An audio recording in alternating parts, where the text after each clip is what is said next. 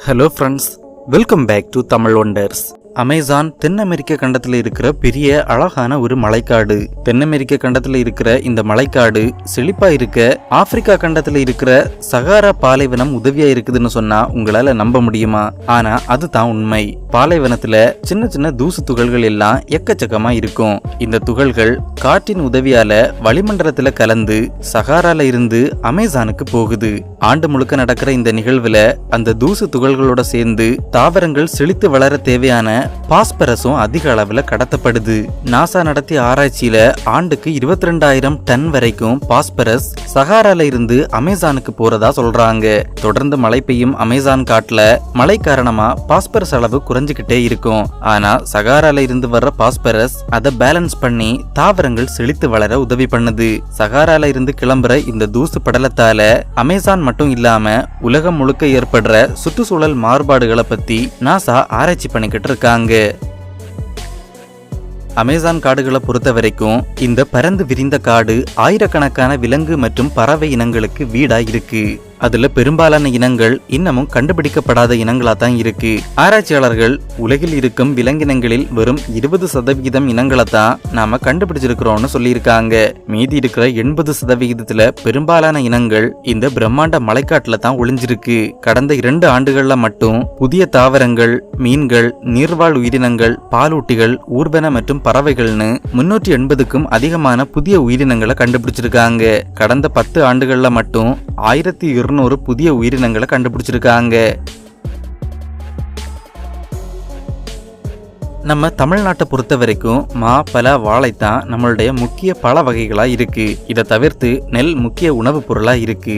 இதே மாதிரி அமேசான்ல எந்த மாதிரி உணவு மற்றும் பழ வகைகள் அதிகமா கிடைக்கும்னு யோசிச்சிருக்கீங்களா? உலகம் முழுதும் எடுத்துக்கொள்ளப்படுற உணவுல 80% அமேசான் காட்டுல இருந்து தான் வருதுன்னு சொல்றாங்க. கல்லா பழம்னு சொல்லப்படுற அசாயி பெர்ரி பழங்கள் அமேசான்ல அதிக அளவு பயிரிடப்படுது. பனைமர குடும்பத்தை சேர்ந்த இதுல பல வகைகள் இருக்கு. பல ஊட்டச்சத்துக்கள் நிறைந்த இந்த பழங்கள் உலகம் முழுக்க ஏற்றுமதி செய்யப்படுது. 2028க்குள்ள $1.7 பில்லியன் வரைக்கும் இதோட வர்த்தகம் அதிகரிக்கும்னு சொல்றாங்க. உலகம் முழுக்க சாக்லேட் தயாரிப்பின் முக்கிய மூலப்பொருளான கக்காவ் இங்க அதிகமா பயிரிடப்படுது. கக்காவுக்கு அடுத்தபடியா அக்குஜே பழங்கள் அதிகமா கிடைக்குது. பனைமர குடும்பத்தை சேர்ந்த இந்த பழம் அமேசான்ல பிரம்மாண்டமான ஒரு பழமா இருக்கு. பிரேசிலின் தேசிய பழமான குப்வாசு பழமும் அமேசான்ல அதிகமா கிடைக்குது. இந்த பழத்தோட விதையில இருந்து வெண்ணையும் தயாரிக்கிறாங்க. அமேசான் நதி உலகின் 2வது மிக பெரிய நதியா இருக்கு. இந்த பெரிய நதி பல சிறிய ஆறுகள் இணைந்துதான் பெரிய நதியா மாறுது. அப்படி அமேசான் ஆறு உருவாக காரணமா இருக்கிற ஆறுகள்ல ரியோ மாரனோன் ஆறு ஒரு முக்கிய ஆறா இருக்கு. பெரு நாட்டுல இந்த ஆறு உருவாகிற இடம் தான் அமேசான் நாட்டின் தொடக்க புள்ளியா பார்க்கப்படுது.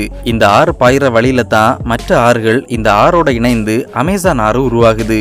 அமேசான் ஆறுல இணைகிற ஆறுகள்ல பெரிய ஆறு இந்த ரியோ மாரனோன் ஆறு தான். ஒரு மனிதன் அல்லது விலங்குக்கு சட்டப்படி சில அடிப்படை உரிமைகள் இருக்கிறது மாதிரி உயிரே இல்லாத இந்த ஆத்துக்கு சில அடிப்படை உரிமைகள் கொடுத்திருக்காங்க.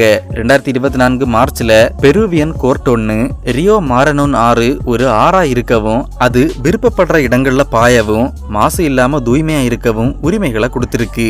உயிரே இல்லைன்னாலும் பல உயிர்களை பாதுகாக்கிற இந்த ஆறோட முக்கியத்துவம் புரிஞ்சு இந்த உரிமைகளை ஒரு ஆத்துக்கு கொடுத்திருக்காங்க.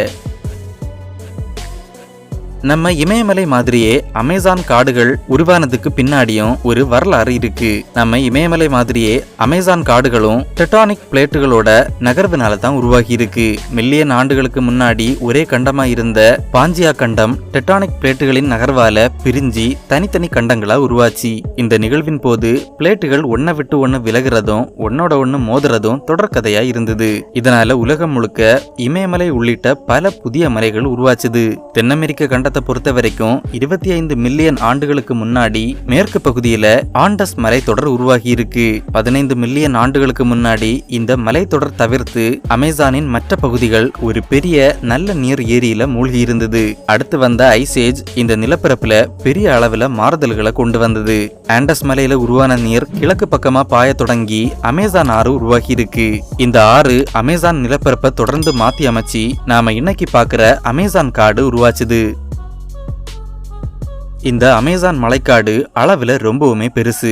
பூமியின் நுரையீரல்னு சொல்ற அளவுக்கு இது ரொம்ப பெருசு.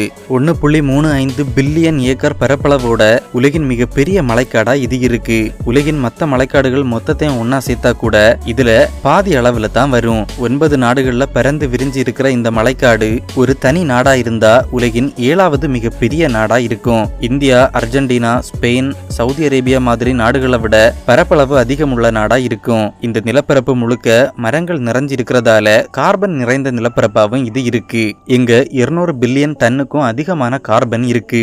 உலகின் பருவநிலை மாறுபாட்டின் முக்கிய அங்கமா இருக்கிற இந்த கார்பன் காடுகள் அழிப்பின் காரணமா கடந்த சில ஆண்டுகளா அமேசான்ல இருந்து அதிகமா வெளியேறுது. கடந்த 40 ஆண்டுகள்ல அமேசான் காட்டின் 20% அதிகமான பகுதிகள் இப்படி அழிக்கப்பட்டிருக்கு. இதனால வெளியாகிற கார்பன் புவி வெப்பமயமாதலுக்கு ஒரு முக்கிய பங்கா இருக்கு.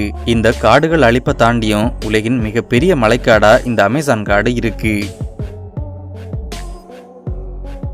அமேசானுடைய முக்கிய அம்சங்கள்ல அரபைமா மீனும் ஒண்ணு.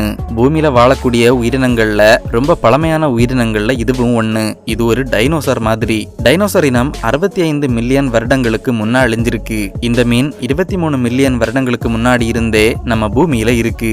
இந்த பழமை, பெரிய அளவு மற்றும் சில காரணங்களுக்காக இந்த மீன் ரொம்ப ஃபேமஸா இருக்கு. 15 அடி வரைக்கும் வளரக்கூடிய இந்த மீனோட செவில்கள் அளவுல ரொம்ப சின்னதா இருக்கும். இதனால மத்த மீன்களை மாதிரி தண்ணிக்கடியில ரொம்ப நேரம் இதால இருக்க முடியாது.